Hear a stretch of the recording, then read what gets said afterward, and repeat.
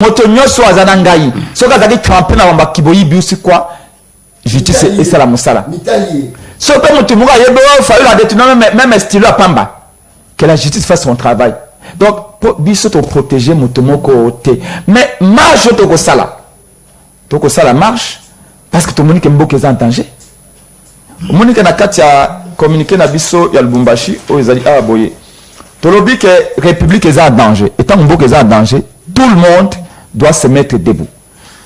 Il y a le bosso Tolobi, l'élection en 2023.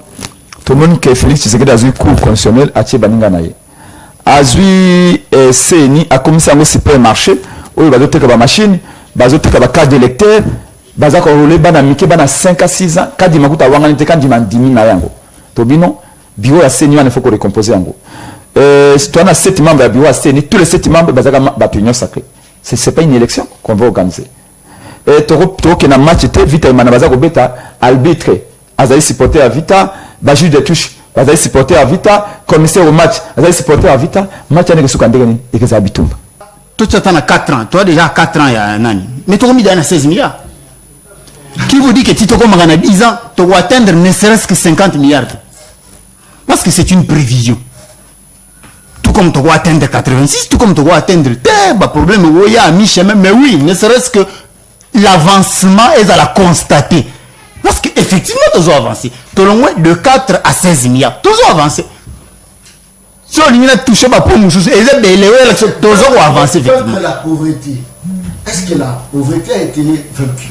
On a bien dit vaincre la pauvreté, pas sur 4 ans. C'est sur 10 ans que ça s'étale. Ah, ok. Donc c'est un processus. Comment voulez-vous que Maman Mouta prévoir au salon dans 5 ans, il va retourner dans 2 ans? À sa magie. Il y a une série bien avant que c'est sur 10 ans. Je crois que nous allons retourner les points. Donc c'est là. L'essentiel c'est que l'indice c'est son monde. On a eu ça. Nous avons le budget. L'indice c'est moi. Mais bon, Lukate qui a coquille ça. Maya la kaki, l'élo. Alors, le budget comme 3 milliards sur la Banque mondiale. Sur la FMI. Banque mondiale, nous avons la ça budget. FMI, nous avons la budget. Au moins, raisonnement principal. En ce qui concerne le programme du gouvernement, il a été présenté à l'Assemblée nationale par l'ancien Premier ministre Ilou Kamba, que Sam Aloukonde est en train de poursuivre. Le leader du moment, ils se sont réunis, tous ceux qui combattent les antivaleurs, Balobi, face à tout le problème que je venais d'énumérer, il faut biso marché pour nous dénoncer Makambouana. Donc nous dénonçons premièrement la vie chère en RDC. La vie est devenue intenable. Hormis cela, nous dénonçons le fait que bureau Yasseni est un bureau monocolore. C'est un bureau constitué de 7 membres et tous les 7 membres sont de l'Union sacrée. Vous êtes sans ignorer que depuis le processus et identification ti enrôlement, nous avons enregistré enrôlement na kati ya ba ndaku ya ba membre ya Union sacrée, enrôlement ya bana. Sikoyo d'un bureau pareil, bolingi tout s'attendre na ba résultat nini. Donc il y a lieu de se dire que bazali ko préparer fraudement comme massif dans au sein de l'Union Sorana. Alors nous, on doit barrer la route face à toutes leurs manœuvres. Il y a wana pe moko ya ba raison, il y a marche na biso. Donc, ils ont une initiative, il faut tout apprécier, mais ils ont la décoration politique. Ah, ils ont la décoration politique. Il y a le but, vu sur Wana, parce que si on a le but, bon, la décoration politique, pourquoi? Parce que, quand il y a vie sur Wana, tout ça, la maman, monsieur, il dépêche pas, souffrir. Parce que vous voyez que notre vie sur Wana, ils ont rapport à membre, parce que ils appellent, il faut ça, les manamoutounios, on a congolais, parce que eza démarche moko donc écouper ça moins espoir na ba congolais nyos. Très bien, mokolo elamo na bino balandia une très grande émission na dimension ya continent d'Asie, émission ya ngai, émission na yo peuple congolais. Merci beaucoup pour la confiance au vos Européens. Sanga, Boulim ici pour mon retard. Je crois qu'il va faire un embouteillage. Vous avez ma casse. Les longs qui n'azala qui n'en a beaucoup maman pousse ou n'en a moro bonazara. Mais n'anzela embouteillage ma casse. Na sundoli yango. Na bani mbang qui n'a joué ou a commis. Ça c'est très bien. Merci beaucoup. Je crois que l'actualité, pour les avoir dominé, ça marche à les 13. Marche à les 13, l'actualité, ça retambola pour la chômeur, ça retambola pour l'insécurité, ça retambola pour le manque, il y a eau potable, ça retambola. Pour les émission, il y a le M23 ont tué 10 personnes à Rutshuru et ont récupéré les positions qui étaient occupées par l'EAC. Je crois qu'ils ont vraiment l'isolé pour bêta à faire Rwanda, surtout la partie Est. Tantôt plus tôt, je ne sais pas qu'est-ce qu'il faut faire, quelle est la politique que la RDC doit vraiment adopter juste pour mettre terme à l'affaire où il y a M23 où ils ont vraiment l'isolo Tourobeta, vraiment mon colloïal. Je crois que l'actualité ça va être tourner comme moi. Kobosé, il y a Makatia Plateau, il y a émission Le Peuple Parle. Encore une fois, merci Mingi, dans mon Congo, Bebeto le tsunami, je crois que c'est le bas union surtout, vraiment la cima et la Congo, Bebeto, le tsunami, la Pessi Mbote, place aux Arolandanga, la sensibilisation à la population, c'est le bas au TV à mon aîné, l'arrêtera sa Grédo, mobilisé par Bebeto. Le tsunami pour l'émission Le Peuple Parle. Merci beaucoup, mon Congo. Bebeto, le tsunami. Je rappelle que mission Le Peuple Parle, et vous allez vraiment, moi, sponsor Yamakasi, aux alliés ONG Grâce Divine, aux a remonté en puissance. Je crois que Grâce Divine, on attend qu'il y a qui m'ont visite la Grâce Divine, il y a une organisation, la Grâce Divine, les alliés n'a formation et pélé, même il y a Koyoko la Kotonga, même il y a Koyoko la Neneni Nobo, ça la projet a bien pour l'évolution à Yomo, la Grâce Divine, espace au bango ba disposer je crois que même bato poto sur na posa que non ba somme la yo espace ou encore ba tongela yo comme il faut sans tricherie sans moyibi sans quoi que ce soit. Grâce divine est vraiment opérationnel, même en image au bozo na bazo tonga wana ezala ki ya mutu pas na poto atinimbo na mo solo na grâce divine et sali penza musala. Il y a tout qu'on appelle si bâtonniers, surtout bazar pour constituer vraiment ONG grâce divine moto place tout bazar. Mais la Rosalana président la Katia Plateau, Trésor Soumou. Rosalana Bissot la Katia Plateau. Mais avant de présenter Trésor Soumou, on a bandé d'abord par présentation, il y a président. Il y a ADD Congo où ça qui fait déplacement dans le Bumbashi côté de Rokutana. Nous avons Congo Moïse Katovic après je crois que les Congolais pourquoi je sais là Moïse passe double basé même dans le ministère ils ont raté le Rwandais les Français peuvent baser dans le ministère les Belges peuvent baser dans le ministère Bazali très bien pas se pendi modèle Bote Ndeko John merci pour la invitation, ça fait longtemps. C'est un honneur pour moi à Kozonga sur le plateau. Et la PCI Bana Congo Banse pour Kabana Bango Makansia en beauté. Tout le bac est en forme à côté de Moïse Katumbi Tchapwe et de Matatapoum. Je ne comprends pas votre question. Pourquoi répéter un mot s'il vous plaît? Presse Peigny est en forme à côté de Matata Pogno, Moïse Katumbi Tchapwe, qui est à côté de Mouzitou. Non, j'ai compris. Comme c'est non, ça ne m'étonne pas parce que la question il y a polémique. Mais malheureusement, c'est plein à ça sauter la question à polémique, la question à buzz. C'est plein à comment on m'a cambié en boca. C'est plein de.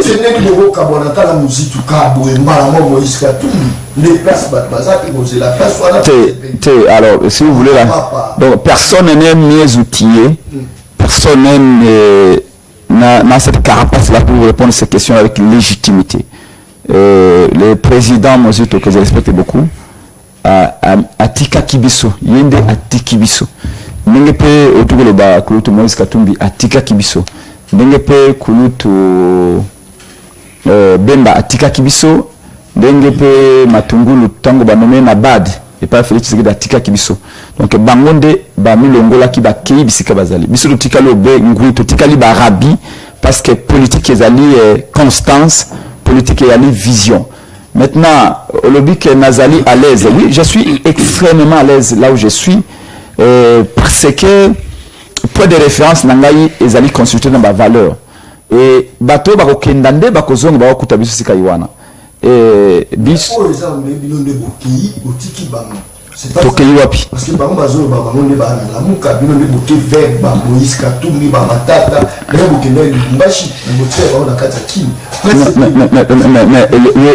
yo dit que mon lobele a peuple pense penge il y a presque 3 mois tozalaki en pleine tournée tozalaki na Boende tozalaki na province ya Chapa tozalaki na Lisala na province ya Mongala tozalaki na Mbandaka na province ya Équateur et il y a je crois 2 mois et demi tozalaki na 3 mois exactement tozalaki na province ya Chopo na Kisangani ingamu na ko sa tourner na Kwilu pe na Kwango donc ndenge pe na kende na Lubumbashi na bele na ngai ya Lubumbashi na bele ya Martin Fayulu de Kendeki peut tout ça la réunion à Monene. D'ailleurs je vous apprends qu'après on a kokamate kamingi to ke mbujimai et kamingi to kenda kananga donc le président eli onende zaka vichi chinga za ta wakala vichi fief na yeza ka kumulubumba donc pe lelo Fayulu Madidi Martin le président eli fief na yeza ni Congo mulumba et na beta ki solo non que tango de commune à aéroport ya Mbujimai avant de koma Kananga avant de koma Lubumbashi to kende kini na Mbujimai on dit que président il y a ce scandale to komi ban de konabisu nyoso ya Mbujimai wa ndo kita na avion ba bitu ba kita boete et c'est une photo na Fayulu au premier le pilote a moni que numeli to pilote a ko bima a ko tellement qu'est-ce qui se passe na avion na pilote a talibo Fayulu pilote a bi to senge excuse que limbisa ndenge batu bakangani babi bana Mbujimai babi to kita na avion te surtout photo na Fayulu te pilote aye oli asirika il parle non président continuez moi aussi je vais en profiter pour prendre une photo avec vous une anecdote pour dire que mutu soki nzamba lingié c'est comme ça je pense que donc Fayulu est mis à l'opposition qui est président de la République. Non. Il se sent plus à l'aise à l'opposition. Mais papa, mon peuple a payé Ngwende à Kamba Ekolo. Kabila a décidé na Félix Tshisekedi bayi babokonsi. Fayulu asani ami boma. Je vous raconte encore une anecdote que mon colo ba publié qui ba résultat le kutawana o nanga lobi ke ba résultat ba tindika qui aloba yango soka loba ki te makenge tanga. Soki manga soki mukulu ata on publié ba résultat na tongo na yango le président il a publié anaye accueilli na le sambo sans problème parce qu'il a dit ce n'est pas moi qui ont volé la victoire c'est le peuple qui a été humilié.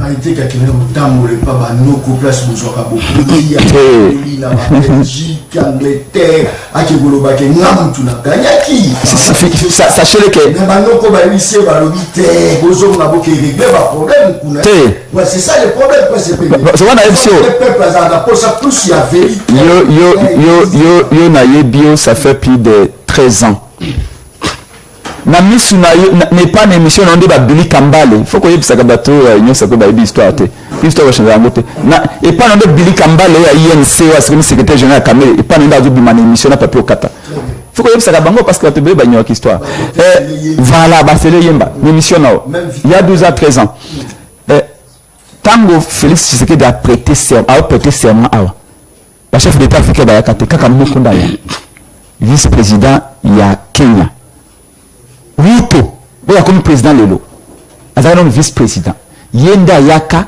ba délégaka na Kenyatta à l'époque Ruto aye awa 2 jours après prestation serment à Félix Tshisekedi Ruto na olengankoi azamu to ebi bien oza numéro na président Sensa vie soso Ruto aye na olengankoi na cortège ya présidence wana mitu ke na plaque ya tango Kabila parce que 2 jours après nomination à Félix Tshisekedi tango a prêté serment donc bah c'est au prêter serment Ruto aye à l'époque on avait un vice-président Kenya na délégation à quelques pays africains Baïna Olengankoi, Nami Toukaya président, c'est moi qui a demandé na sentinelle à fond la bombe portail à le pango.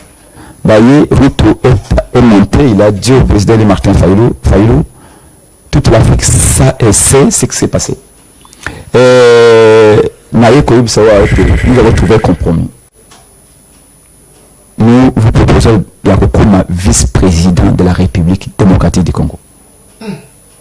Accompagné de Olengankoi. Mais attention, attention, que d'ailleurs Olengankoi a télé à Fayulu Olengankoi a remarqué Fayulu a prêt pour Félix pour basoulola mais wana ozolo makambo ya décembre 2022. Nous avons makambo ya 2 jours après prestation à Félix a prêté serment le 24 janvier. 2 jours après, c'est-à-dire le 26 janvier. Donc Uhuru Kenyatta a accompagné les fortes délégations au Lengankoi dedans. Le président Fara Tali Bango Abino. Mais monsieur Ruto, merci beaucoup. Mais poste de vice-président de la République, ils ont prévu la constitution de la société. Ruto a yamé libéré. La délégation, il y a délégué africain, non, Lengankoi. Ruto a lobby, mais monsieur Martin Fayulu, nous savons comment les résultats se sont passés. Les élections se sont passées. Nous savons bien d'où viennent ces résultats-là. M. Félix Chilombo, M. Félix Tshisekedi, M. Kabila et l'Union africaine, nous avons trouvé un compromis. Le Parlement qui va être installé dans ce mois de janvier va modifier la Constitution pour créer un poste de vice-président pour Nayo. Fayulu a tiré l'inette, monsieur, non, je n'accepte pas, je n'étais pas élu vice-président de la République, j'ai été élu président. Tu vois que depuis que le président Malbanobika a anecdote, pour nous l'actualité, Tozana a soif du pouvoir. Parce que nous savons que quand vous avez un pouvoir, il faut donner un bilan.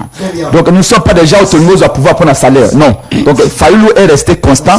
Bateau Bakindande Bakozonge pas Fayulu. Mais Fayulu reste le même. Et là, je crois qu'il faut féliciter parce qu'il y a un modèle pour la bana et pour la politique.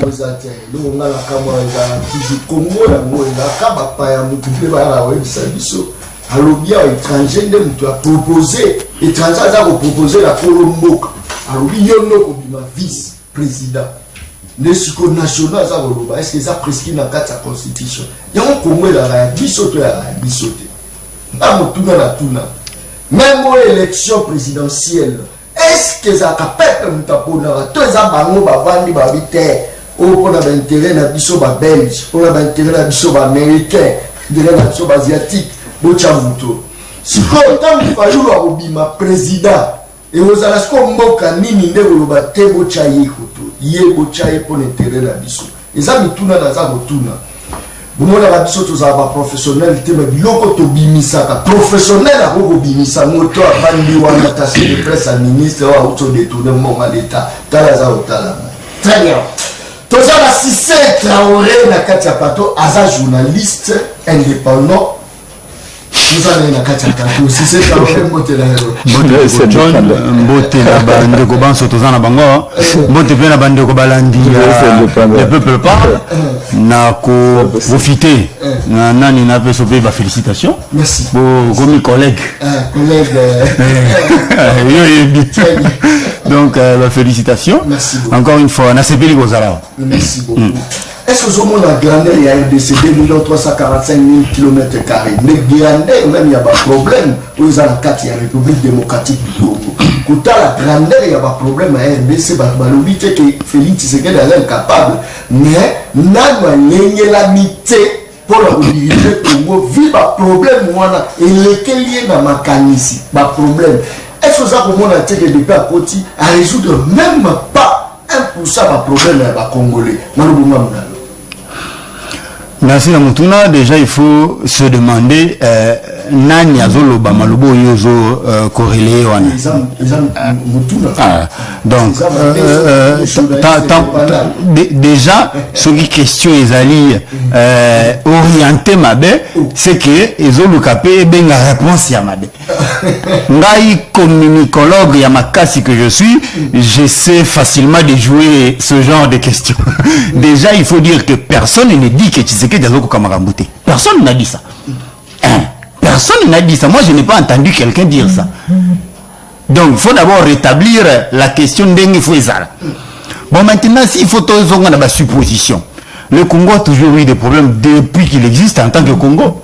Tous les présidents, ils n'étaient pas préparés pendant qu'ils étaient au pouvoir. C'est seulement tant que il y en a quelques-uns qui ont, comme par enchantement, regretté. Tous les présidents, ils n'ont pas été préparés, tous.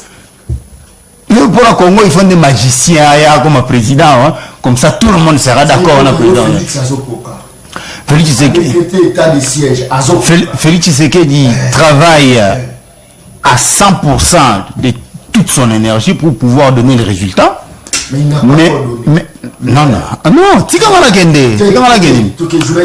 c'est vrai que le résultat, ils allaient à 100%, mais ils allaient mieux. C'est satisfaisant. Et pour quelle population? C'est satisfaisant. La population. Non, c'est satisfaisant. Mais je te dis que même Tshisekedi Yemoko place à Fandi, il n'est pas content des résultats Oyo ou Ezopesao. Parce qu'il voulait l'optimal, il voulait les 100%. Très bien. L'anda des nuances, Ali. Je te dis, les résultats sont satisfaisants. Mais pas comme il les voulait. Vous comprenez? Il le voulait beaucoup plus mieux que ça.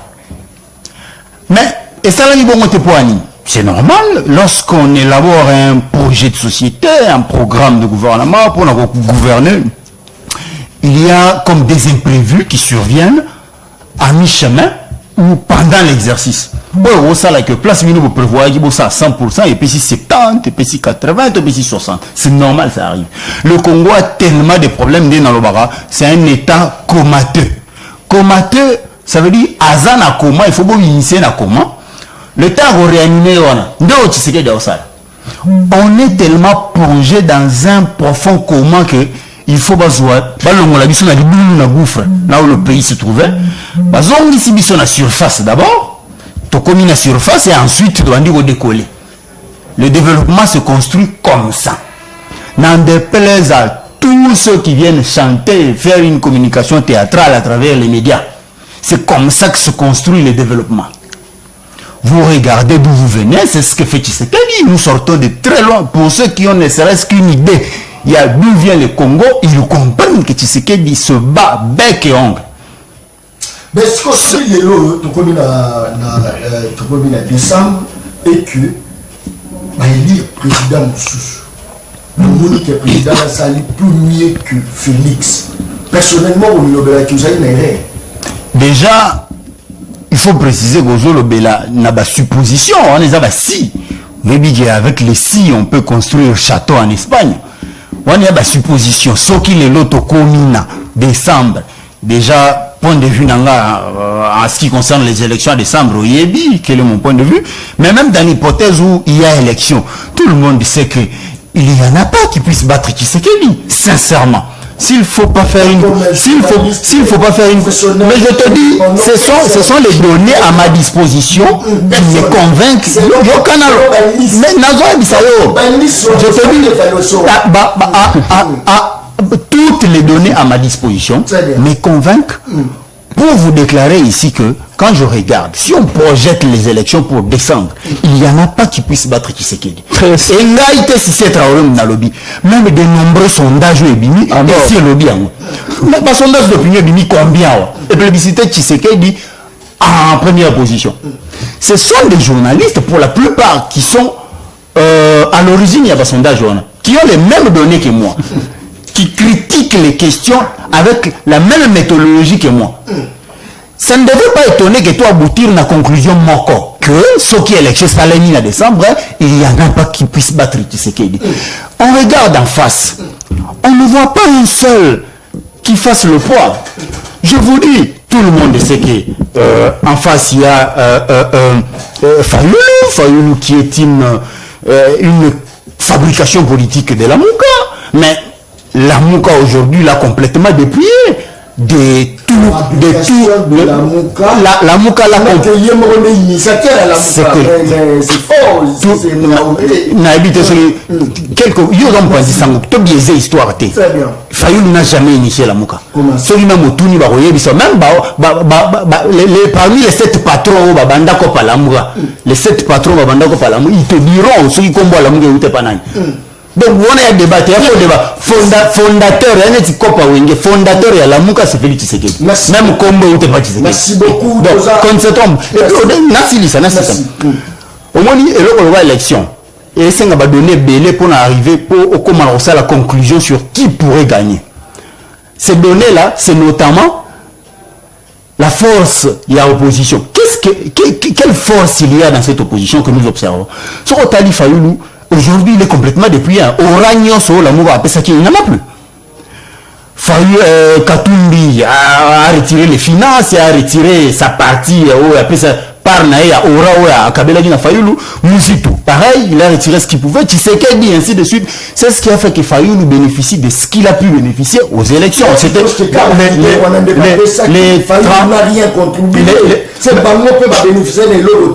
mais justement, ce que je suis en train de dire, en 2018, lorsque Fayoulou est plébiscité candidat Yalamouka, ce qui te tient tout sur l'échelle, tu vois qu'il n'y a pas Mboussa Nyamouissi, même Mboussa Nyamouissi a quoi que les Fayoulou n'a aura. Ça c'est en 2018. Tu as tout sur l'échelle. Il n'y en a pas un seul. Peut-être Matungulu Kak. Je dis pas, peut-être Matungulu Kak. À l'époque, il y a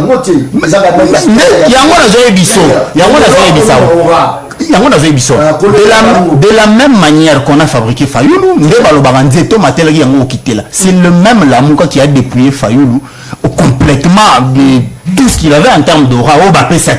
Et quand on est leader, hein, ça se dessine par des événements qui vous accompagnent tout le long et parcours dans la politique. Mais regarde Fayoulou, cite-moi une seule plateforme, un seul parti qui Fayoulou a créé de ses propres mains. Oui, ça a succès. Il n'y en a pas. C'est pas un leader en fait. C'est pas un leader. Je te dis, je te mets un défi autant à ti. Un seul parti politique, tout regroupement, tout le reste, à celle succès, c'est des héritages. Azui Nanzela, Baninga, Lisanga, Basanganaki, il y a hérité, à Dondu, ce n'est pas un leader en fait. Quand on est leader, ça se dessine dès le départ, na parcours, combien de bateaux, ainsi de suite. Tout ça là, ce sont des éléments, oui, il peut, comme même ma troupe. Mais en réalité, Fayoulou n'a pas toute cette aura. Merci beaucoup. Profil, il y a notre mine. À Rosala, na niveau de problème, il y a RDC pour sa solution. Parce qu'il y a un seul pays au monde où il y a un foufou. Maman na papa ma betani ma confi parce que papa, maman tigeli papa foufou, la moukier. Papa tomoki, baketi, baketi rukabwani. Papa qui est dans la moulin, maman qui est dans la moulin. Dans un seul pays au monde où tu as créé une entreprise née à mon Kelekete, où l'État a retiré ma boko, mais l'État a pour détruire mon activité à mon cœur, où tu as sali. Seul pays au monde, seul pays au monde où les étudiants, au Kélas, n'a pas signé, mais l'État a escroqué mon abimi ton nom vide, ma bimika na papier à Pamba. Seul pays au monde où kaka. Mbongo na bango suka la frontière so bimi frontière na bango komi papier bazo côté la nouvelle toilette na keya wala komi kaka na ngola franc congolais ba biso pesa biso to côté la toilette awa na ngola awa alobi daza okosa ngeli yake ndaka tambola na ba voyage ko le ngai très bien tozali na exaucer Mengele azali cadre na kati ya parti politique ya ICD tozali la président ya ADB Congo tozali pena autorité moko ya parti politique ya SID ndeko mbote na mbote monsieur John bonne santé nazama la mzamba za kosonga très bien on dit qu'il y a des ça va problème bien sûr et que poser raté comme un problème d'abord avant de répondre à la question nayo j'aimerais qu'on structurer ma cambo notamment à propos ya ndeko o a précédé ngai Nazotu na question encore. Voilà. Quand on affirme une hypothèse, on doit avoir des arguments qui soutient cette hypothèse. Sur base de quoi? Quels sont les facteurs que Lelo Félix Tshisekedi Abima président et RDC? Puisqu'en 2018, Abima quitté. Alors qu'en ces moments-là, il bénéficiait de l'aura politique de son père Étienne Tshisekedi. Et maintenant qu'il est tout seul, il a fait preuve d'une insuffisance notoire. Sur base de quoi Abima président Félix Tshisekedi? Tu me parles de problèmes qu'il y a en RDC. Nous avons un tas de problèmes. Tozaline a un problème sécuritaire. Oui, bien. Et comme Bozana Batongo, si Bino Bunagana, FARDC va récupérer en gros, voilà, à 8h, à 12h, on vous dit que, ils ont sous bon côté échangé. Et comme il y a Tijemo Boyali Pate, récupérer, Bazui, et on ne sait pas comprendre. Et ces problèmes-là, et outil wapi, et outil d'abord par manque de légitimité, il y a Félix Tshisekedi. Tu vois, quand tu es un leader, que tu ne bénéficies pas tu n'as pas bénéficié de la légitimité de ton peuple. Tu ne vas pas te sentir redevable à ces peuples-là. C'est la malédiction. Ça peut être ça, puisque ceux qui n'ont bénéficié d'un peuple comme député, je veux au Parlement, que ceux qui n'ont commis un Parlement, ils ont un peuple et je vais tout faire pour défendre le peuple. Mais quand tu n'avais pas été élu par ces peuples, tu n'as même pas à leur rendre quoi que ce soit. C'est ça le vrai problème. Hormis ça, un deuxième problème, c'est un problème de leadership. En RDC, il n'y a pas de leadership dans le gouvernement actuel. Tout ça, comme on est même dans la situation sécuritaire. Il y a un problème de déficit dans la planification des opérations militaires. Il y a le gouvernement actuel, Bango Baza plus dans la déclaration que dans l'action. Alors que bis vous avez posé la déclaration, les déclarations ne suffisent pas pour rétablir paix. Ça ne suffit pas, il faut plus aller aux actions. Vous faites appel à des groupes armés venant de ça et là. C'est qui appelle la armée ougandaise, armée burundaise, armée kenyenne, armée sud-soudanaise, armée angolaise et consorts.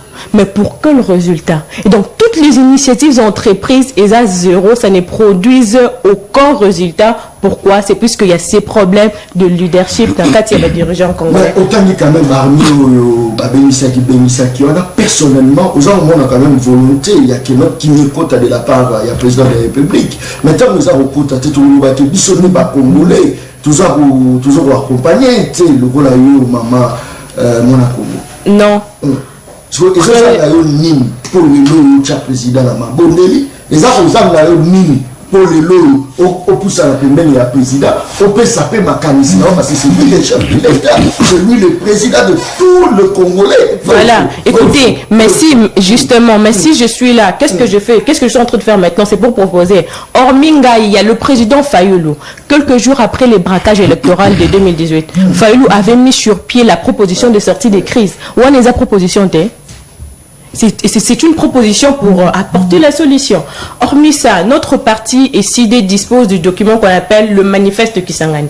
Manifeste Kisangani, on a retracé le plan d'action que fera Fayoulou une fois au pouvoir et ça répond aux actuels problèmes que notre pays fait face, notamment problème où on a insécurité. Ce sont des propositions qu'on est en train de mettre.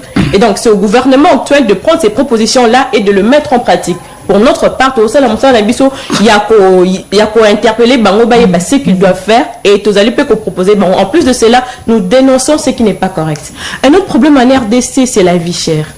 La vie qui est extrêmement chère. C'est difficile de nouer le deux bouts de mois. Vie chère est causée par raison dont tu peux avancer, notamment par illégitimité. Quand tu n'as pas la légitimité, on peut la redevable pas un peuple et les problèmes de leadership. J'ai évoqué deux problèmes majeurs. Ils allaient que notre peuple et ses fossoyers nakati ya passe. Aujourd'hui, parlons, il y a Kopo Yamadesu. C'était à 1600, aujourd'hui c'est à 4000 francs. 4000. Je t'assure. Vas-y sur le marché. Vous êtes journaliste d'investigation. Je vous suis au descend data dans ma terrain pour s'assurer de la réalité. Allez-y sur terrain, vous allez expérimenter cela. Hormis ça, tous à Lipo Benga pistolet. Lipa on est là qui 150 francs congolais dans 2018. Et au Komasiko en 2023, c'est à 300 francs congolais. Vous êtes dans une famille de 7 enfants. Il faut motomoko alia lipa moko. Prenez exemple, les anneaux lipa moko qui awa o soko lia en autonate. Motomoko il faut alia 3 lipa. Donc tu prends 7, tu multiplies par 3. On multiplie on se par 300 francs, ils a pris au millions. Tu verras que ça fait pour Nali, pas seulement, ça fait 6900 francs les jours pour un seul pain. Et quand tu prends 6900 francs, tu multiplies ça par 30, puisqu'il y a même de moi qui comptent 31 jours. Moi, je prends seulement 30. Et donc, ça fait 207 000 francs au Bozali qu'on dépenser le mois seulement pour le pain. Mais là, qu'est-ce qu'il faut faire? Mais dites-moi. Qu'est-ce qu'il faut faire pour te pallier dans la situation difficile? Qu'est-ce qu'il faut faire? Voilà, tout le monde, on peut savoir ma proposition. Qu'est-ce qu'il faut faire? Il faut que le gouvernement congolais, le gouvernement congolais déjà, comme ils n'ont pas bénéficié de la légitimité, ils ne se sentent pas redevables. Mais moi, je veux leur demander par-dessus tout. On sait qu'il y avait braquage électoral. On sait qu'il y avait ceci, il y avait cela. Mais moi, je veux leur demander d'être patriotes. De se dire que voilà, on connaît qu'il y avait tout ça, mais on est quand même là pour cette population. Nous devons travailler pour cette population. Qu'ils s'y mettent pour travailler pour la population. Le gouvernement actuel qui se disent que pour que Mboka et Bonga, les institutions du pays doivent être légitimes. Les institutions du pays, il faut les la crédibles. Alors, la crédibilité, la légitimité émanent des élections. Merci. Donc, ils fassent tout pour que les élections, tout se déroule de bonne façon. Comme ça, on va régler ces problèmes. Merci beaucoup, ça c'est très bien. Nous sommes incapables, mais nous avons aussi organisé l'élection bien. C'est un devoir patriotique. Il est dans le Nazak Obon de la été, Nazak réclamé, c'est un droit, une obligation constitutionnelle. Il est dans cette obligation. Je ne demande pas l'argent qui sort de sa poche à lui. Non. Voilà. Il y a un bon, il y a contribuable et ça c'est un droit légitime.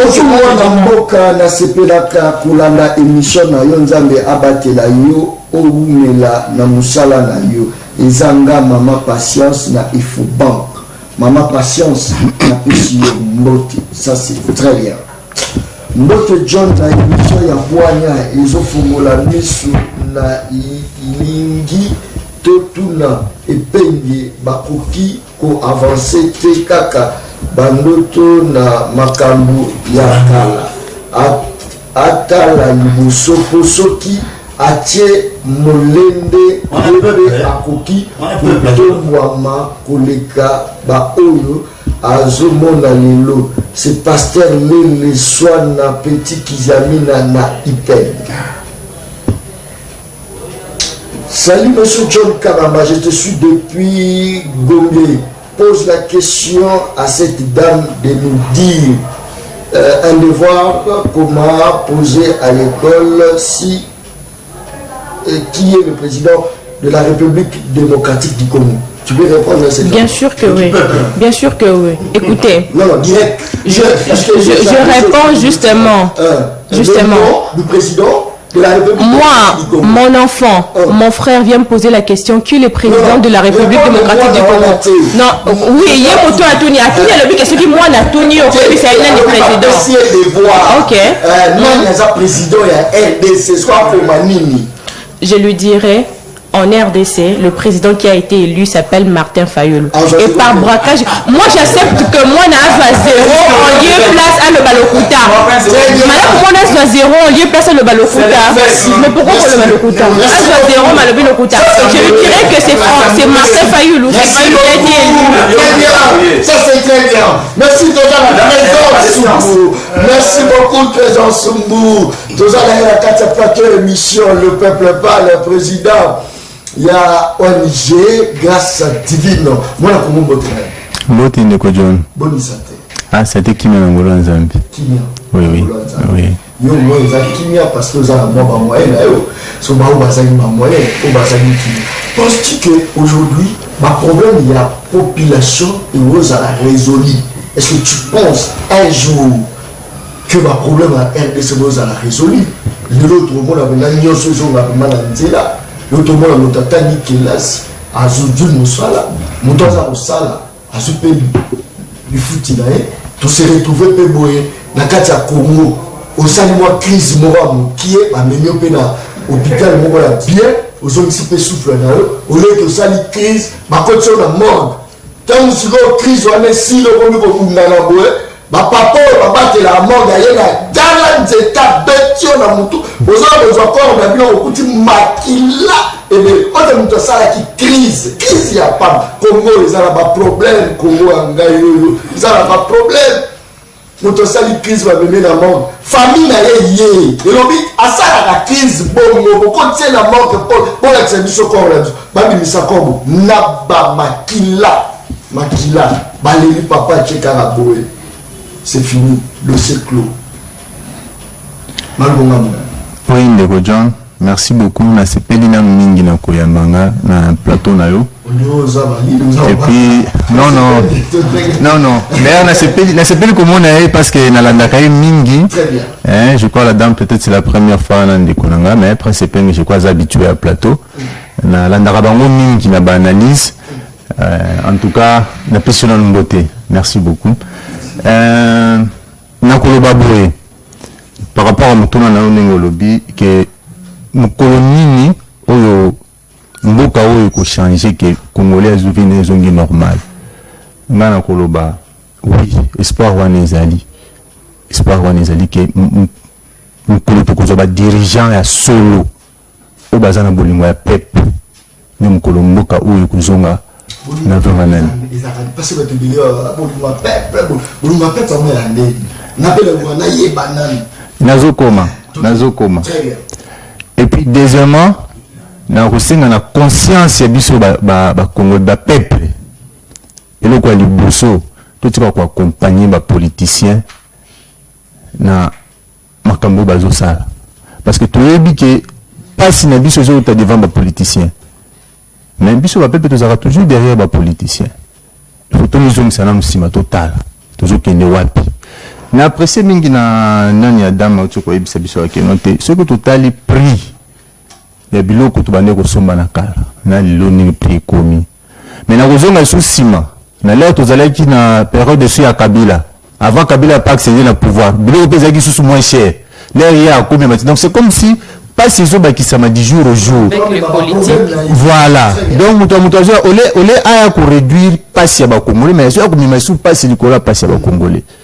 Il pas ça au soukawana au fait quoi ça ni abaki sinon il est parti voilà il est parti quand amé pas matisa pe c'est quoi on a une analyse mon quoi mon tapsela biso analyse ya dollar et biso ko tali donc chaque année dollar est mataka donc surtout comme en 2022 tous avec dollar comme en 22 mais ah to comme na 2023 dollars comme ils sont à 23 toujours les sous comme en 2024 dollars sont à 24 donc président il y a les sous service que dans la tika qui 20 dollars na 23 alors il y a aussi mis un sur 25 sur 26 donc toujours qui est kaka donc pas ça va congolais les hommes à 10 jours au jour alors le moment là aussi je pense et ça problème na bino peuple pas mal comme si bino peuple moka lokola Allemagne c'est la première puissance économique na kati ya Europe mais tout ce monde a chaque jour ba manifestation so que l'on peut mater à ta centime pamba ba bini ba nyonso libana est-ce que ça naïveté de la côté ya biso population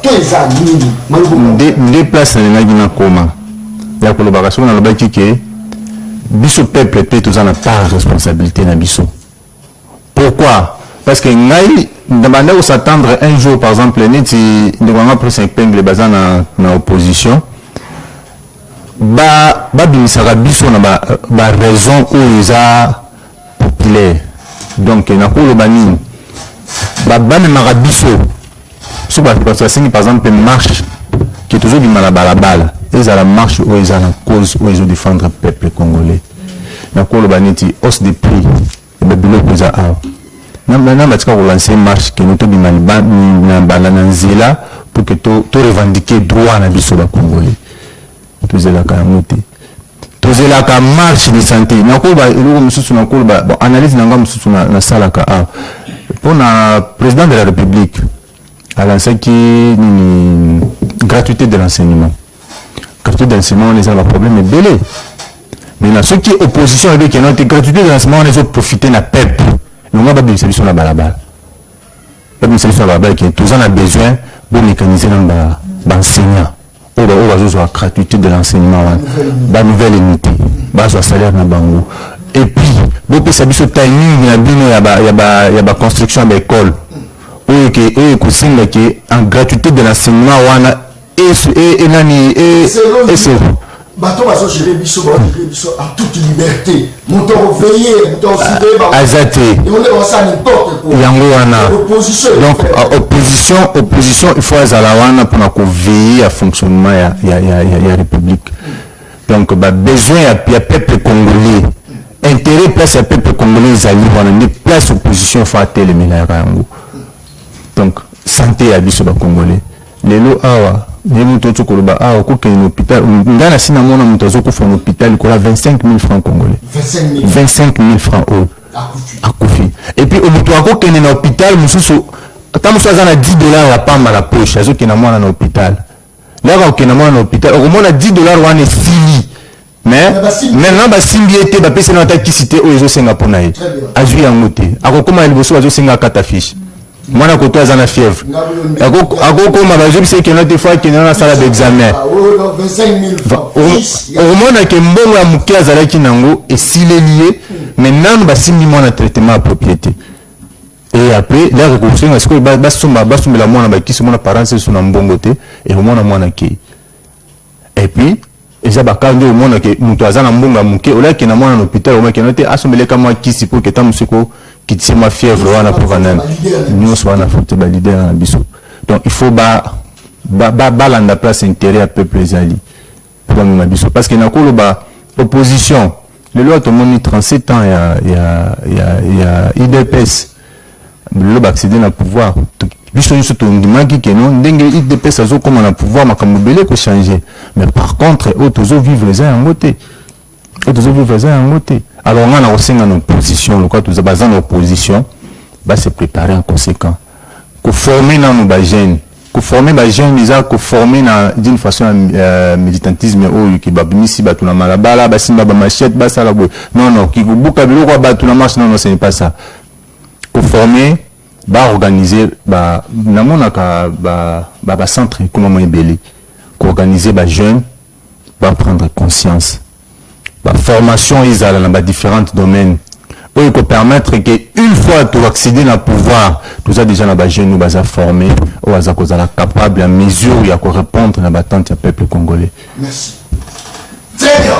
Yazaki trésor sous à la partie politique à la président Kaka maintenant c'est Léon Yenaza homme le plus populaire. Les politiciens peuvent faire la carte.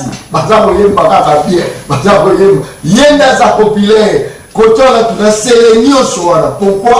Parce que quand les jeunes sont pris en charge, même si on a aux amis moyens, il y a se faire traiter, il y a des jeunes qui sont pris en charge. Il y a des gens pris en charge. Alors, il y a des politiciens, il y a des gens qui ont action.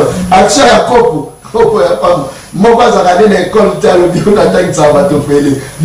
je vais aller au peuple. Tu continues ici, Bango. A comme député national, provincial, à Kokipete, à 5 000 sous entreprises, nous bapesi, on dit que Bissoto a eu Kotika Bango, Bissoto Tangala, pour toi accompagner, à télévision, même, mais le peuple a toujours pauvre, et ça passe conscience et travail. Très bien, c'est pénible. Le 23, vous avez organisé marche.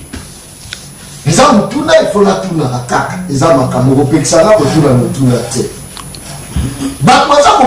Même lobby dans la liste a recevoir plus de 240 appels à partir de 22h. Tina comme à 2h. Nambi appelle et à maman. Maman ça vous tourne dit ah papa c'est pas de organiser marche na matata prince a votambola nzela mona matata basimani na loboko prince peine na matata Moïse Katumbi pe pembeni ya prince peine balobi bazotambola po passe neki na mboka mais batona nde ba memadi pe pasiti maman m'a dit John tourne la presse peine mutuna wana presse peine balobonga. Merci beaucoup Mituna Yobi Anwangai. Je vous dis clairement. Je vais interpréter un peu pour penser na yo. Pourquoi beaucoup tambo ya matata alors que matata par exemple basita ikombo na makambo ukangalonzo. Ya moyipi. Voilà. Na plus de 260 millions je crois au Bachaka na Bukangalonzo.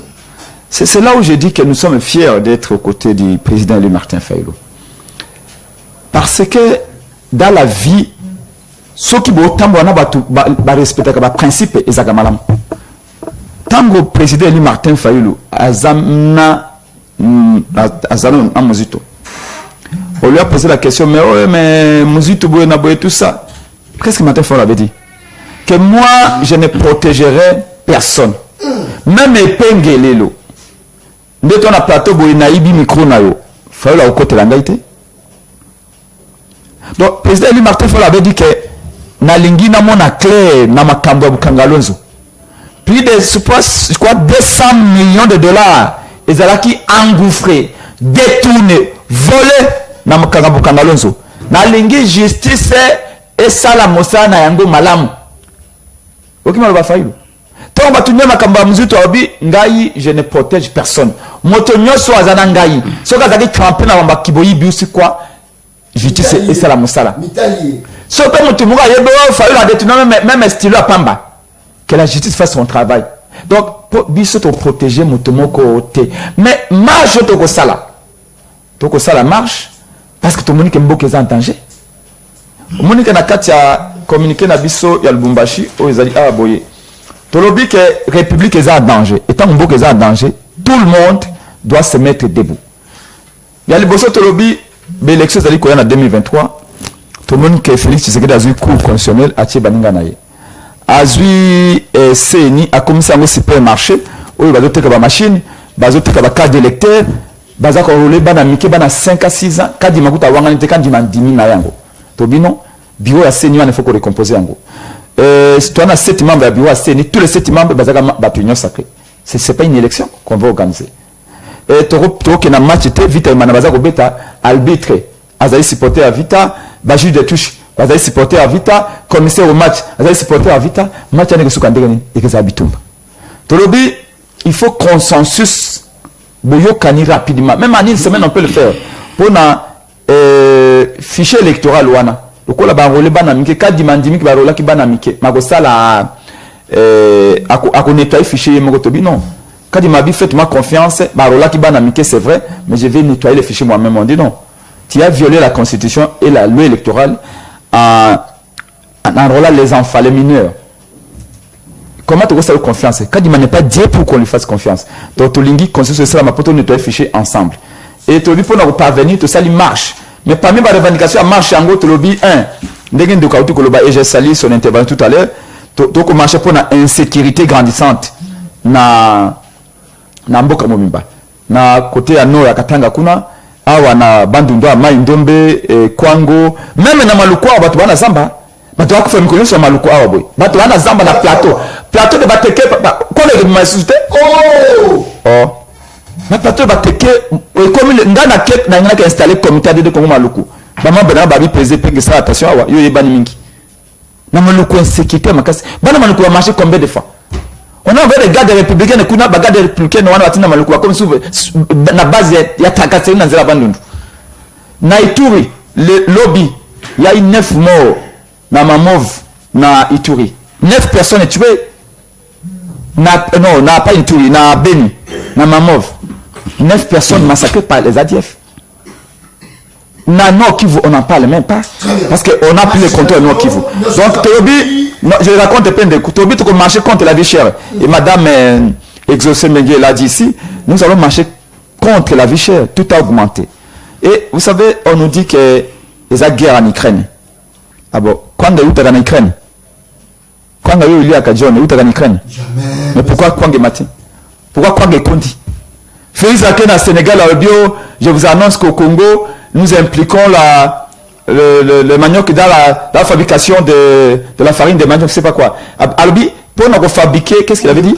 Albi, pour les pains, pour la fabrication du pain, tout ça au côté Sassiko, farine et outil na manioc, na manioc de ça. Et outil Biquet du coup de comique difficile pour nous comme on a Biquet. Félix Albi, je suis fier de vous annoncer que nous économisons 20 à 30 millions de dollars. Est-ce que vous trouvez ça normal? En même temps, la question est... Alors, il faut maman a besoin de fabriquer la farine. Mapa. Est-ce que vous trouvez ça normal? Et puis, devant le président africain, tout va de toi au talent, non, Congo, comme modèle. Et bien, il va tout dans les awa, puis Congo, il va bien, on peut pas pamba. Donc, c'est dans les vignes. Un président qui ment au moins son pays ailleurs. Oh, frère, ni pas ma peur, chef de l'État. Non, on a taillé Nabia, Félix a l'exercice au temps. On les a coupés comme le temps. Alors, Nakobi, donc, tu as marché pour la vie chère également, mais tu as marché pour l'endroit où le processus électoral est la crédible. Mais d'accord, au moment où on peut singa moké, Madame exaucé et bravo à Ndeko Nabiso à moi si membre SCD Awaboy. Auto pesa biso na biso bore makango. Auto ko pesa biso coup moko magistral. Na journaliste soi-disant indépendant. Membre de l'IDPS mais incapable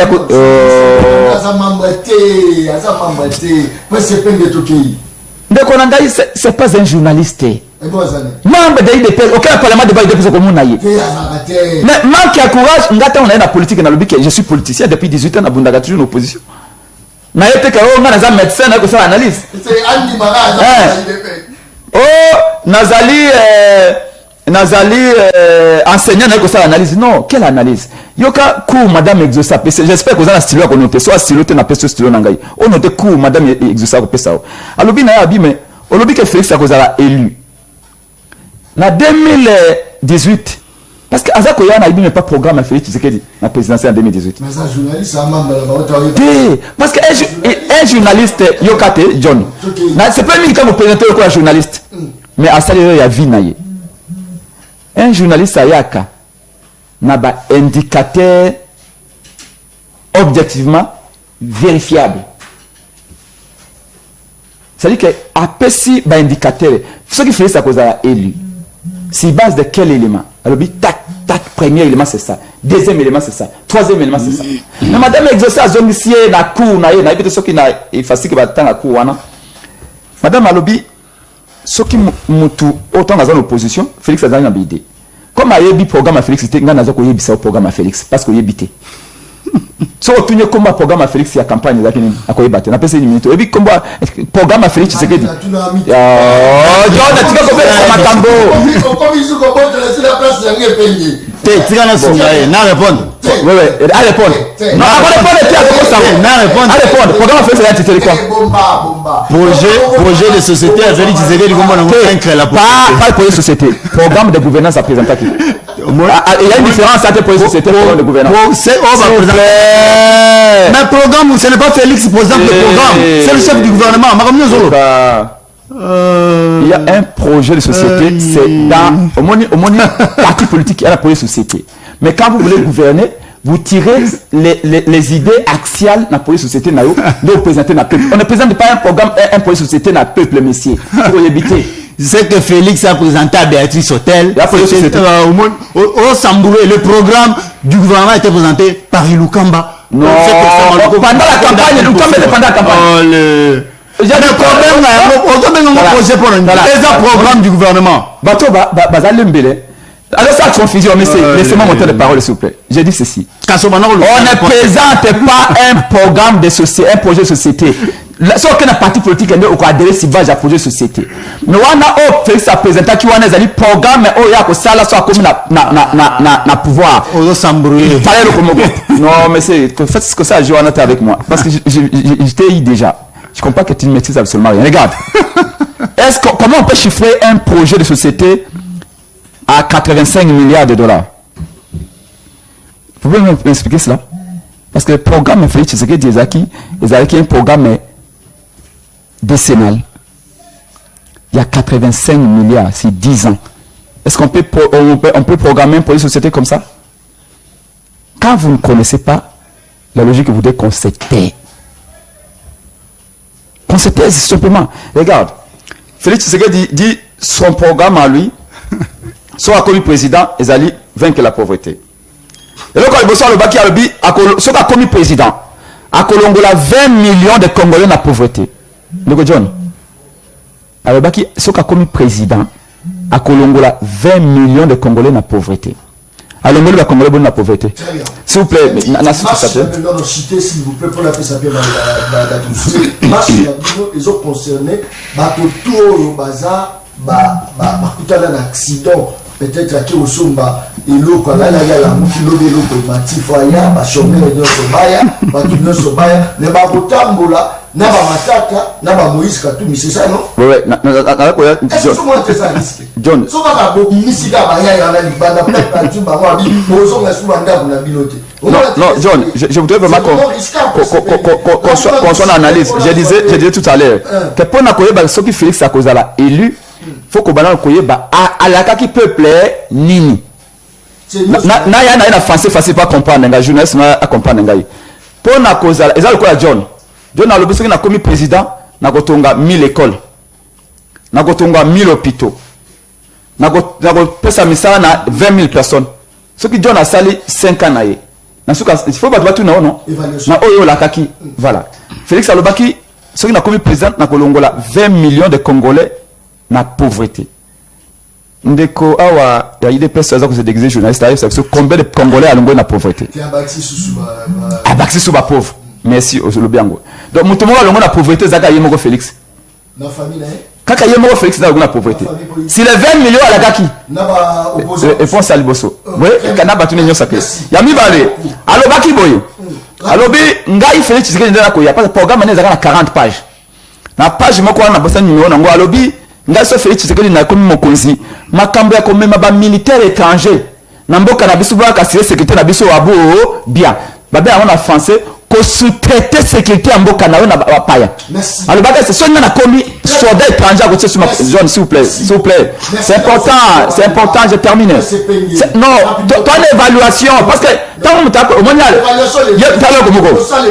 yo kate otuna ke mutuna wana à répondre tobi fait ça vous allez lire ndengeni à répondre temba moi akei koloba au fayu le hasard a présentaté fayu a été fabriqué mais tout le monde dedans avait été fabriqué pour des raisons d'histoire dans sa politique de formation pour cette histoire Mobutu on a fabriqué Lumumba Etienne Tshisekedi de Lumumba on a fabriqué Mobutu Etienne Tshisekedi de Lumumba zaki petit ya Mobutu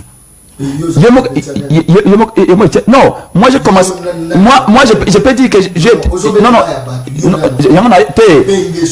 mais John est-ce que tu peux parler je peux parler maintenant d'abord répondre non c'est important moi ce que je dis non pas la distraction mutuna moninga na bandi ya 15 ans na Frank Diongo na yo koma na chalupa appelez ça comme vous voulez.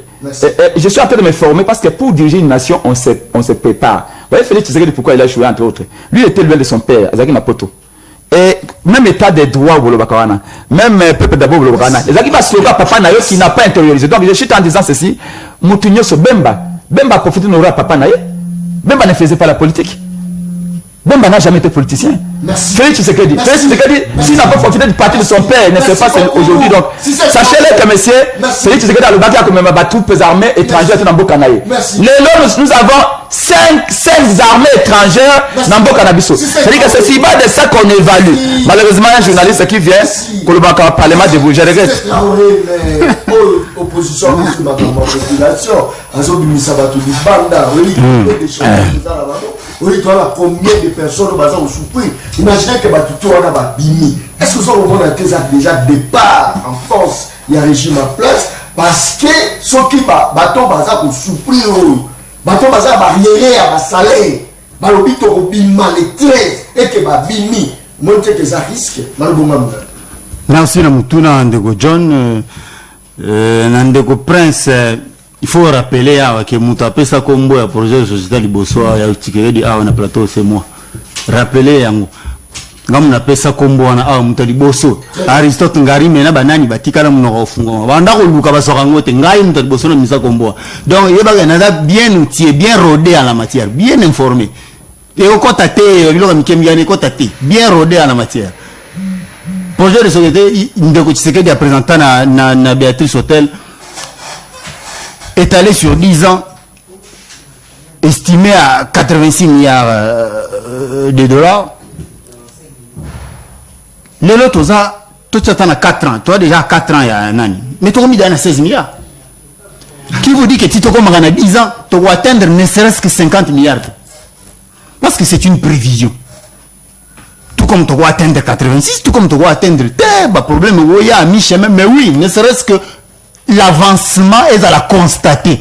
Parce qu'effectivement, nous avons avancé. Tout le moins de 4 à 16 milliards. Nous avons avancé. Si on a touché ma pomme, nous avons avancé. La pauvreté. Est-ce que la pauvreté a été vaincue? On a bien dit vaincre la pauvreté, pas sur 4 ans, c'est sur 10 ans que ça s'étale. Ah, ok. Donc c'est un processus. Comment voulez-vous que Marambo Mouta prévoir au salon dans 5 ans, il va tourner dans 2 ans? Ah, ça magie. Il y a une série bien avant que c'est sur 10 ans. Je crois qu'il va retourner les points. Donc c'est là. L'essentiel c'est que indice c'est son mon année. On a eu ça. Il n'a pas le budget, indice c'est moi. Mais bon, Lukate qui a coquille ça. Maya la kaki, lelo, alors le budget comme 3 milliards sur la Banque mondiale. Sur la FMI. Banque mondiale, on a ça la budget. FMI, on a ça la budget. Au moins raisonnement principal. En ce qui concerne le programme du gouvernement, il a été présenté à l'Assemblée nationale par l'ancien Premier ministre Ilou Kamba, que Sam Aloukonde est en train de poursuivre. Merci. Nawe Tali Marambouya Otuni Marche, c'est une bonne initiative qui n'a pas un moment à boyer. Batuloko la opposants va se réunir pour pouvoir montrer leur soutien au mais déjà c'est une bonne attitude, une bonne initiative que na mini tout on a pour ça il y a soutien il y a n'importe quel compatriote de quel bord se trouvait politiquement, pas de problème pourvu que un soutien. Cependant il se pose un problème. Il y a que on marche pour pouvoir soutenir les FARDC et dire non à l'insécurité à l'Est, mais on ne veut pas soutenir le commandant suprême des FARDC. Ça me paraît inintelligent. Il y a qu'on soutenir les troupes sans qu'on soutenir le commandant à Bango. C'est que on ne sait pas ce qu'on fait. Soit on fait exprès, soit on est déséquilibré. Merci beaucoup. Et puis de deux, ne serait-ce que par éthique politique. Il y a qu'on s'affiche comme quoi ce sont des détourneurs. Bon, ne serait-ce que par éthique. C'est vrai que on renvoyer la justice, mais en même temps, probité, éthique politique. Bon, on s'affiche pourquoi? Parce que vous leur avez jeté tous les mots et à ma tout. C'était sur Matata Pogno, Moïse Katumbi et les autres, tout. Ce sont les mêmes aujourd'hui qui vous servent des béquilles pour besoin. Mais oui, la justice va venir faire son travail. Mais en même temps, toi en tant que citoyen, tu n'as pas de probité, tu ne peux pas t'interdire, il y a qu'à s'afficher. Na muto, tu n'as pas de probité. Yon dimi s'afficher, mais en même temps, tu attends que la justice vienne vers le travail. Yon moro muto, on a bongote, tu peux pas dire, bon, ok. Ne serait-ce que par image nangai, je ne peux pas m'afficher avec tel citoyen, à Sangana na rebelle, ou Kuna Salaboye, ou à Salaboye. Il a trahi la nation. Mais tu acceptes de t'afficher. Mais en même temps, il y a justice n'a ensemble. C'est que ça, merci beaucoup. Parce que je défends Tshisekedi d'ici. Je viens ici comme journaliste indépendant. Je ne défends pas Tshisekedi d'ici. Je viens pour analyser. Je ne défends pas Tshisekedi. C'est un journaliste indépendant professionnel. Ça va, c'est professionnel. Merci beaucoup. Très bien. Voilà pour notre dossier. Marche et au Salama. Là, rapidement, population attirée. Rapidement pour la population, toujours que alors, pour la marche, vous le savez, la RDC, c'est notre bien le plus précieux. Tout Congolais a un devoir patriotique, obligation, il y a pour défendre un pays naïf, même auprès de son sang. C'est pourquoi le leader du moment, ils se sont réunis, tous ceux qui combattent les antivaleurs, Balobi, face à tout le problème que je venais d'énumérer, il faut biso marcher pour nous dénoncer Makambouana. Donc nous dénonçons premièrement la vie chère en RDC. La vie est devenue intenable. Hormis cela, nous dénonçons le fait que bureau Yasseni et un bureau monocolore. C'est un bureau constitué de 7 membres. Et tous les 7 membres sont de l'Union sacrée. Vous êtes sans ignorer que depuis le processus de identification, enrôlement, nous avons enregistré l'enrôlement dans 4 membres Union sacrée, enrôlement yabana. Si d'un bureau pareil, bolingi tout s'attendre dans résultat nini. Donc il y a lieu de se dire que bazali ko préparer fraudement comme massif dans l'Union Soana. Alors nous, on doit barrer la route face à toutes leurs manœuvres. Il y a un paiement il y a raison, il y a marche n'abiso. Donc na mon coup c'est on a le bapo na marche et moi j'invite tous les Congolais, tous ceux qui sont rationnels, tous ceux qui sont conscients, il y a pas si au Congo et Zanayango et que nous devons sortir coûte que coûte. Mboka n'a pas si ils doivent vraiment venir affluer le rue de la RDC le 13 mai. Comme toujours, n'a pas. Merci. Dans le cas il y a deux questions. On a deux. Les lotés, parce que quand il y a madame la radio plateau, on a la béni ça aux ala. Maman Arlette ou de la Pemene Koto, la Tchaf Maraba, maman, même Maoué a eu de pèse. Ça va, non? Merci beaucoup. Très bien. Merci beaucoup. À tout le monde, pour bâtir un message. Barobi, Christian Béa. Message comment s'il vous plaît, micro ya John Ezali Koloba na c'est trop. Christian Béa, ni nous a au sala, na malobeza mo ka la c'est. Là au monde Christian Béa, Ezali très bien. Très bien.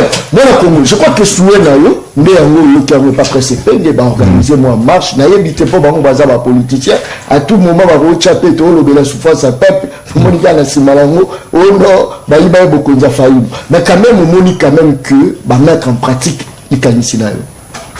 Oui, ndeko John na tout ça mon micro pémé. Na apprécié na nani na démarche na bango, ce qui réellement isa yango. Naza vraiment du cœur na bango sur le biais insécurité surtout na plateau parce que ngana za mutu na banda na seli on perd un coup de hectare donc na travail na mingi na milieu na plateau parce que nazo on a combien de fois les gens merdent de l'autre côté et puis naza juste pemeni ya morgue il y a 5 pp tout le monde a né de uta ko les oya wana donc ceux qui bazo marcher pour la cause wana vraiment là coup de chapeau parce que ils ont déjà réalité moko palpable parce que ngamo ko za avec ta moko za kuna auto travail kuna to perdre écoute yango donc kuna ko va pas entrer na bi kena kwanga ou quand on est dans plateau de bateke kwanga suko ke kuna tali kwanga ou to ane ko suma l'époque il y a 500 francs tu n'éviter ce que la kwanga 500 francs même moi na muki akoli yango ta 4 5 pour sentir qu'il y a kwanga pourquoi parce que insécurité za tout temps na plateau de bateke. Ceux qui ont marché pour la vie chère, là aussi c'est tout à fait normal.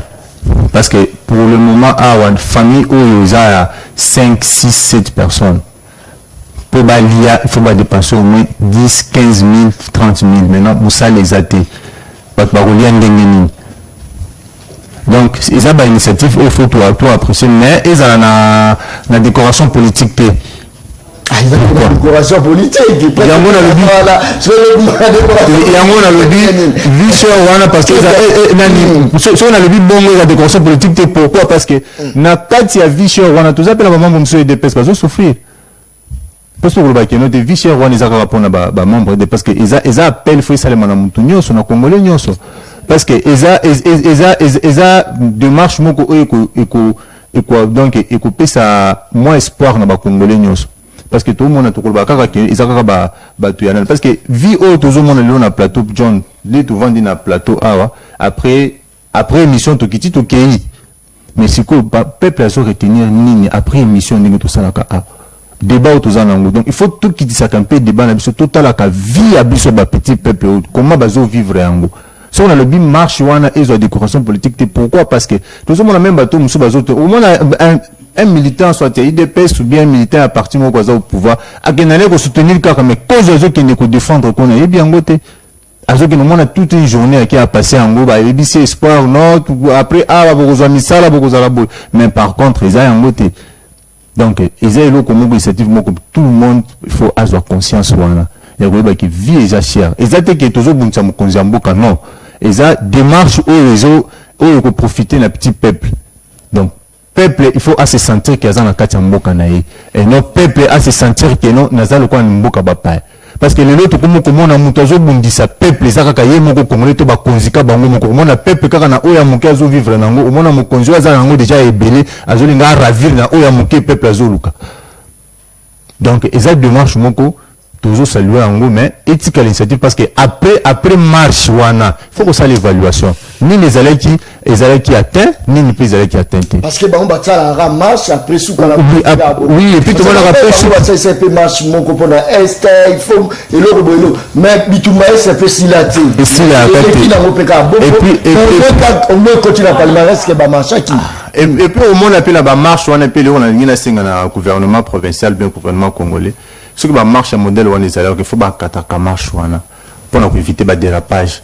Au moins à chaque marche ils allaient quand en Congo au moins il fallait merci ma mort ils allaient merci bon on comptait ba mort qui na Kinshasa ba moment qui deux personnes na luku ba moment qui alors ils allaient beaucoup et puis ça a valeur na très bien Ndeko John eza pasi tala Nanu Kagame ya Rwanda abimisi maloba ya kobotola mabele na Congo mais ata politicien moko te abimisi marche te ni population ni gouvernement oyo mboka nini. Merci papa Igo na pigeon na pesi mbote. Je crois que na fongoli téléphone benga na royamba bino penza en direct.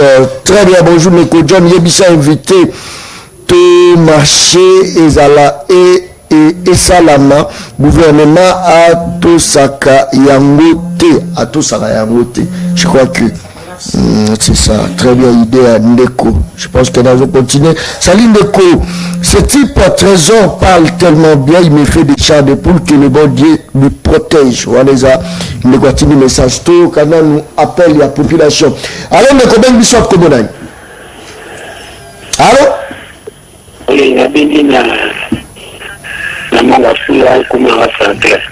bien, nous va bien une grosse à l'angine, hein?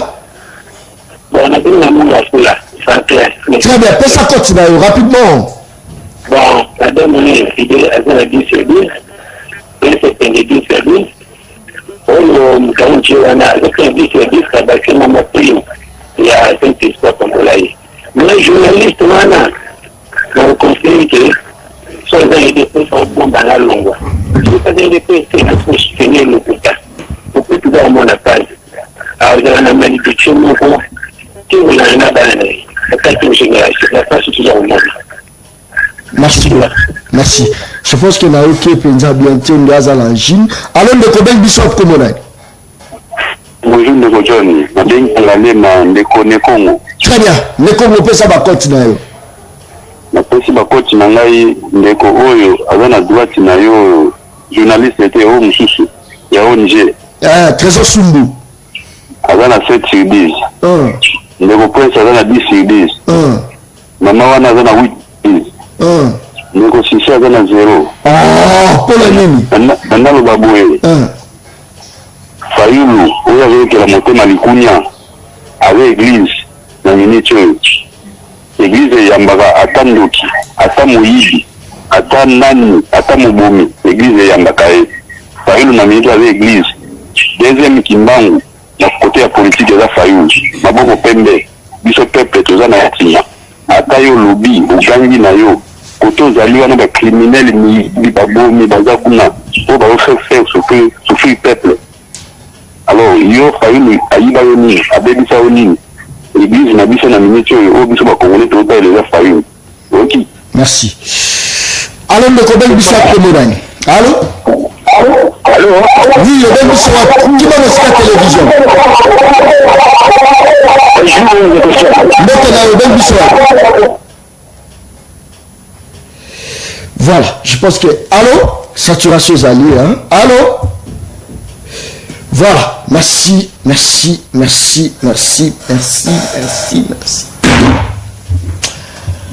Très bien. Quelqu'un laisse il a le bas. Monsieur Sili, peuple Henri CP a débordé. Minute et ça, minute. Alors, le problème du soir comme on aime. Très bien, continue. Allô?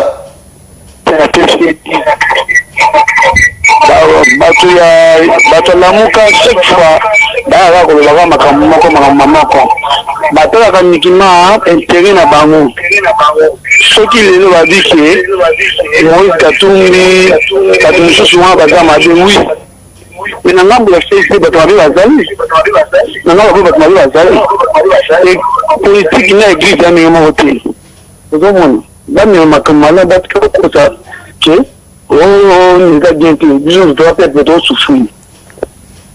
merci beaucoup. Merci beaucoup, te déborder vraiment. Qui sont bien les professionnels. Merci beaucoup la pression. Mbote bien aimé Mutombo. Aussi mon Kamete. Là, c'est un professionnel. La carte d'émission de monter, ils ont raté. Ah, vous avez la professionnalisme. Presse, déjà. Déjà, il y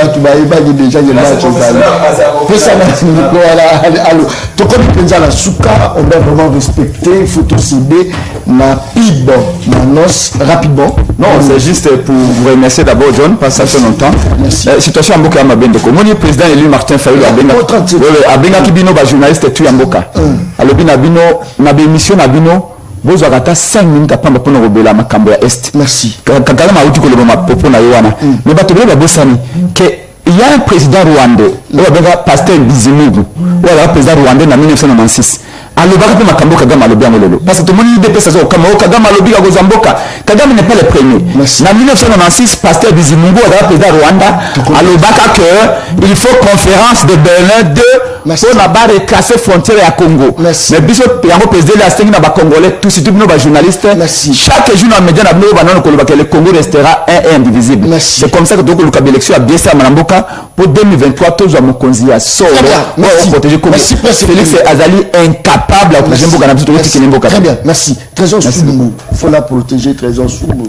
Alors quand même président ou ça on na moni bana sele ba ko message de belé so na salaire ba roya o linanga mabe moni ko to la pona kota John au protéger leader na bisoté rapidement dernier mot.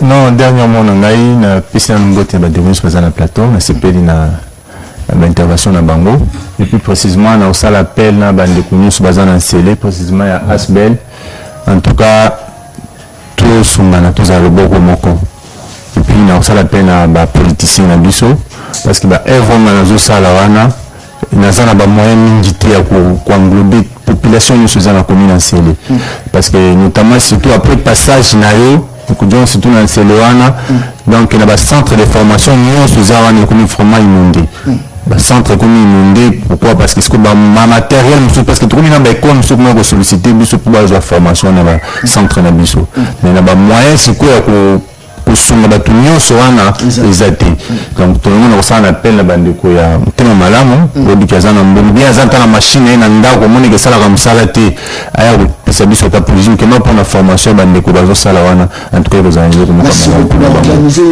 organiser une émission ko ya bongo la population pour le cas la chaîne moi belé j'espère que vous voulez la au caméra ça va non merci beaucoup je peux vous ça la quelque chose on Jésus on va la conclure Dieu a joué ses professionnels très bien merci beaucoup Dieu a joué ses professionnels après ça l'émission la bureau là comment gâter. Merci beaucoup. Dans mon Congo, je crois que Papa Fiston n'a pas si mbote place nous aux Rolandanga. Merci président Mingi DT12. N'a pas si merci beaucoup. La maman patience, bandeko nyo surtout ndeko Bradley Mixens n'a pas si mbote, n'a pas si Mosmo Senjo, n'a pas si Jamie, n'a pas si parce que bandeko nyo surtout toujours travaillent en collaboration. N'a pas si ce qui est encore Lionel Koussaza et qui encore y a musique c'est qui Robert Koutina n'a pas si millions son beauté Tokutani Mokolo Zoya toujours sur Canal Mercure Télévision la chaîne de tous les vrais Congolais merci et bye merci.